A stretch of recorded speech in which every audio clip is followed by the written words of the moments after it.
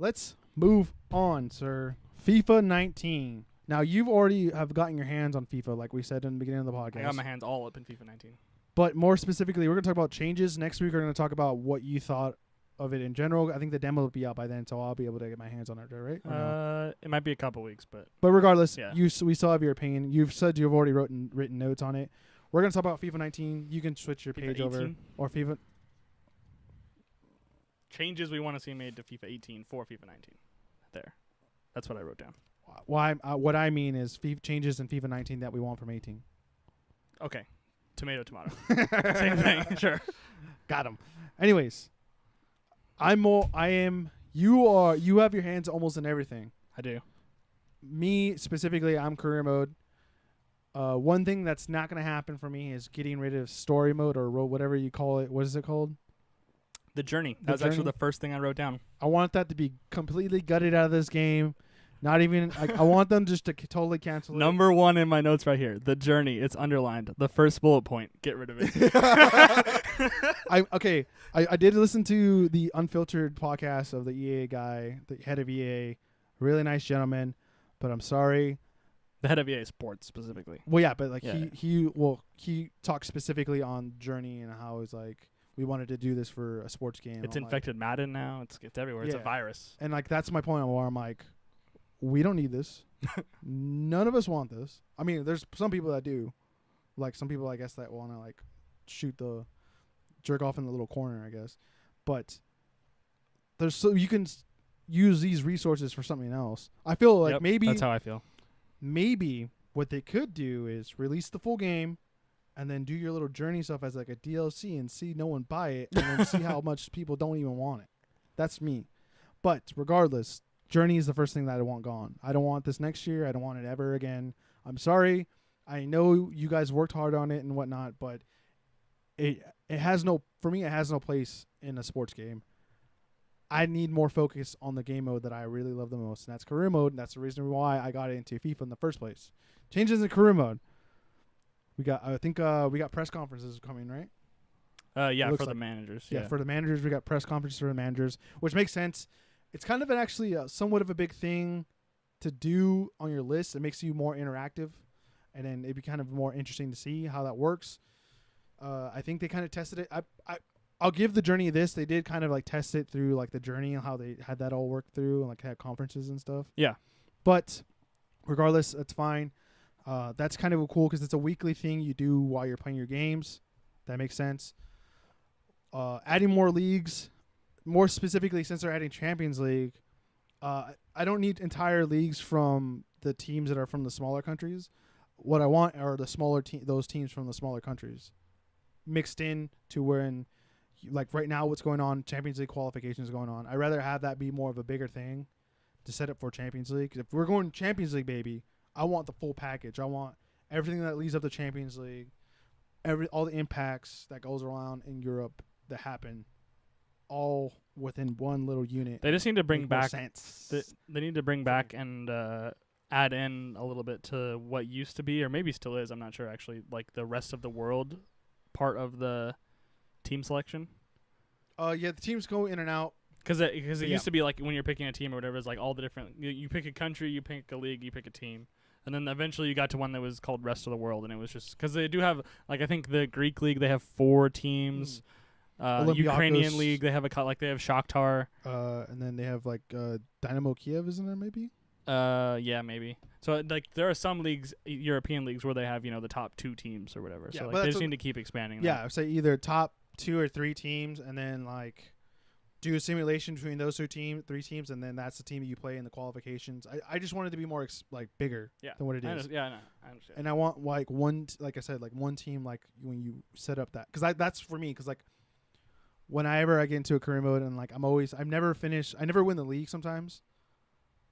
But I'm always like qualifying for Champions League. But then like you have to qualify for Champions League. I feel like it's like weird. Like you're playing like a big Italian team. Like I'm not that I don't want to play the big Italian team, but I'm like if it doesn't feel realistic. So I want that realism in there.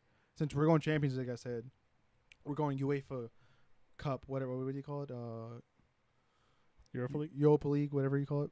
Yeah. like that, everything. I want like the full experience for all that. And then Europa League, I mean, there's even more teams. Right. And there's more teams qualifying for that. So like you got to add those teams. I actually didn't think about that. I'm curious to see how specifically the Europa League, because there's so many little teams that are involved. Exactly. That's what I'm saying. So like they have to enhance that experience by adding those teams. Now that goes into like the ultimate team. So I think you get extra players in there as well, but a lot of them are pretty useless because you can't really play them. Right. Yeah. But I don't think that's an issue. Like you don't even have to just add the teams. Don't even put them in ultimate team. I don't care. I just want the extra ammo or the extra whatever we're gonna call it, so I can just have that more realistic experience that they're trying to go for. But yes, other than that, my biggest thing through any sports game is please just generate a goddamn face for the player profile card. That's all I want. I don't care if it's like one of my youngster guys. Just generate a face. Well, they do have the they do generate a face, but it's like in-game engine face. It's not like a real picture. Yeah, but I want it on I want that face to be on his card thing. When you set the line, like when you go through like the transfer lists and stuff, it's just a blank face. That's okay, what I mean. Okay. So I want that to be in there. I'm fine with it because like in NCAA, that's what you got. That's all it was. It was all generated faces, and like you kind of you can recognize who's who and whatnot for me. Okay. Yeah. And that's like that. It doesn't feel. It just feels. Doesn't feel right. That not have those kind of generate those faces there, just a blank card. And that's same thing with Madden, same thing with like out of the park baseball.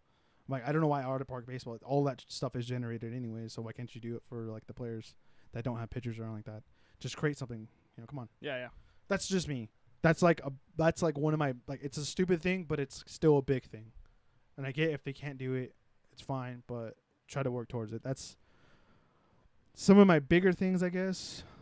Other than that, I don't really have much. Those are like my big fixes I think they need to do. They're already doing press conference. That makes sense. What do you got per career mode? Okay, so well, I guess I'll just do my career mode stuff now. So I will start with the first bullet point that I wrote down is just to have more negotiation options for transfers and loans. And one of the only very specific things that I guess I could think of. It's been a little while since I played career mode. I should have played career mode just to like kind of refresh myself of my gripes against this game. But and we're talking specifically. I guess all these changes are specifically for manager career mode too, because neither one of us I think really dabs that much into player. I did play. I used to do player a lot, but like I used to do one each year, but I did not even touch it this year because I wasn't into it. So what I have here for management or more negotiation options for transfers or loans. The one that I wrote down was taking partial salaries for loan deals. Mm-hmm. So like if you're playing as a smaller team, you have say you've got £10,000 a week left on your in your budget, and like you want to go to like a bigger team and get a loan deal, but like you can't afford that person's wages, like maybe get a little help from pay 40% of his wages and like get the loan deal. Yeah.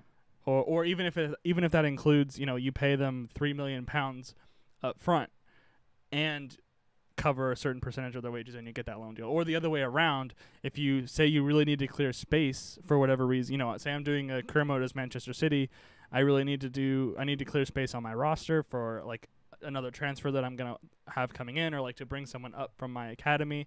And it's like I just want to get rid of someone, and like I'm willing to pay 90% of the salary if you just take them. Yeah. Like that. So like I want those options that you have to be made available. The second thing that I wrote down is I described it as player happiness management. So like there are a lot of times in career mode when I get super frustrated, specifically when people aren't really starting that often but are still getting a lot of minutes, complaining about like you never choose me kind of thing. So what I wrote in here was that I want to be able to negotiate. So in the contract, you always have to pick like starter, important, or it's like crucial, important, squad player, squad rotation. Your thing like future. Your thing was like telling me how many starts actually like equates to what that is. Kind of, yeah. I would either want to know that just off the bat, or what I put in is that the negotiation becomes a combination of like I guarantee you 15 starts this season, or you get 2,000 minutes so like maybe you're the first person off the bench every single time, but I just don't want the whole thing. The whole thing right now seems like it just purely revolves around starts. And I don't necessarily want that, especially for the younger players. Like, and then sometimes you get like an email and you're like, I'm not happy, I want to leave, and you're forced to transfer someone because you started them one less game than whatever the game thought you should be, and they're unhappy and they want to leave. And so like that, it's always bothered me. And then also at the same time, they've started. I don't know how long it's been that they've had the like diagonal arrows and then up and down arrows to kind of signify like the form that they're in. Yeah. So I want to be able. That's been around since probably at least a few years. No, that's been around. Oh, really? That long? I don't remember it in not, older FIFAs. It's always been in on the where you're the formation card. It's always been next to that player. They just finally put it like. Oh, next to, okay. So it's just more obvious now than it used to be. Okay. So what I put in for that is that I want to be able to tell someone why they're not starting. So if I get one of those emails, so they've introduced a little bit more like kind of conversation with your players, and I want that to be even. I know it's probably really difficult for them to do, like just programming wise and like what all the options are, but I want to be able to tell someone like, you're not starting this game, or you get that email where it's like, I'm really disappointed that I didn't start or whatever. It's like, hey, like this guy's like, he has the up arrow, like he's in really good form right now. He scored a goal last week. And, like, so I'm rewarding him with a start. Like, I want to be able to tell and communicate that in some way. So it's not just like, I didn't start, I'm unhappy. Well, it's like, well, here's why. Like, you're out of form, he's in form. Like, even just simple things like that. Tomato. Kind of, yeah. I mean, yeah. I guess the next two also kind of go, these are my last two, kind of go together. I want an expanded academy system. Yeah. I want there to be lower age groups. And to, I guess, fix that, I want it to be obviously they'll have to generate a bunch more kind of random players, but I want you'd have to reevaluate everyone when you start a new season, like reevaluate everyone that's in your academy. So my thing with that, I would say I want even more research done into each academy, because I think when you start a career mode, there's no one in your academy, like it's a blank, it's all blank. Right. If you're like if you're top club or whatever in the first division, I think everyone should have somewhat of an academy. It's already set up in a way, and like you shouldn't have to waste your wages on like setting one up unless you're a lower end team, or maybe you only have like you have like a sliver. You have like the one little box out of the three. You know what I mean? That you hire. I'm fine with that, but there has to be something already set up. And if you go into more research to what actual players are in the academy, so you can actually dabble with like who is actually a real person, that'd be kind of cool to you, I think, for me. Yeah, it would be. And yeah, also you'd want to know like where you're strong in your academy, like positionally. Like, you've got a couple of good young strikers, one good young center back, and a couple of midfielders. So you know that like when you're going out searching for your own players, you're like, okay, I know right now that I'm weak. It's like I'm weak on the back line, or like I'm weak at fullback in my academy right now. So like I need to like maybe skew my search a little bit towards like finding fullbacks. So like I got people coming through at all positions at all times. Yeah, I think it's like going to be like if they can get it to the level like somewhat like Football Manager, that'd be that'd be even better. So the next point that I have in the academy thing is that I want there to be benefits, or on the other side risks to searching for players in various regions. So the next point that I have there is that benefit or risk can come even at the expense of higher competition. So one thing that I've always I guess you kind of benefit from this, that there isn't really competition. But what happens in the current farm system, academy system, is that like you get all these, you get an email at the beginning of the month or whatever and says, hey, these are all the people that I found in England from your scout. And like you go through them and like you can leave some of them there. Every once in a while, if you don't sign one of them quick enough, like they'll go to another club, or like they'll leave your list or whatever. But I think that competition needs to come up front. I think you need to like, hey, like your scout comes back to you like, hey, I found this, 15-year-old CDM, and like, but you have competition from other academies to sign him. Like, what's it when you have a guy in your short list, it'll tell you like the other clubs are looking at him. Yeah. So. But I want that at like a lower level because like it's that there's probably even more competition at that lower level than there is, because like someone in that age has so many more options available to them. So you need to be like, I just want there to be and then on the other side, there needs to be some sort of difference between scouting in England and scouting in Venezuela. Yeah, because I think it's also a big thing to where when you look at even like the setup for like the global brand. Mm-hmm. So like, I personally know that Bayern Munich is like they are in Irvine. They have like a club in Irvine, and like they actually just sent over like I think this past year they sent like a 13-year-old boy, 12-year-old boy over to Munich.